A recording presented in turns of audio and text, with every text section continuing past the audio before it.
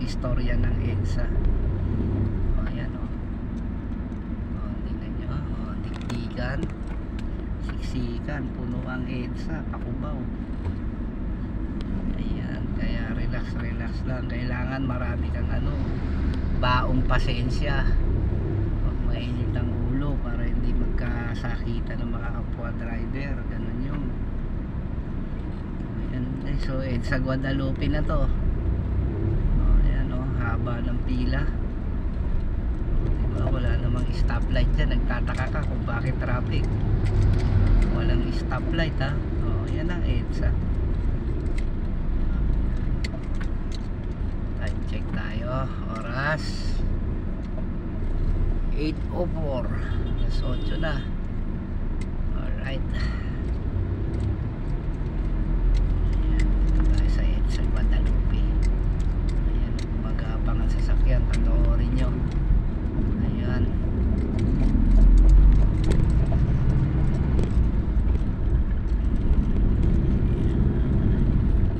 Ganyan ka-traffic. Alas 8 ng umaga yan. 8 AM Tuesday.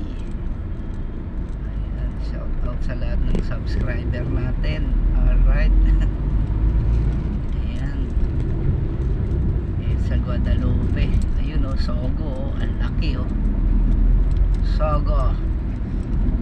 Sa Sogo, so good. Alright. Ayun o. Pag ayaw mong matraffic, pwede ka pumasok sa Sogo. No, Sogo Guadalupe, Sogo Hotel. Yan.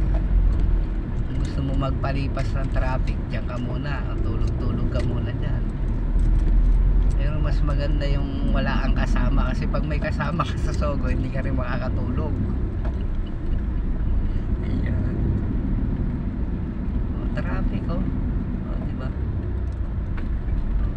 Ganyan katagal traffic. Malamang paparking ka at matutulog ka na lang dyan muna sa Sogo pag puyat ka. Sogo Guadalupe EDSA. Uy, Sogo. Kita nyo sa kanan, Sogo.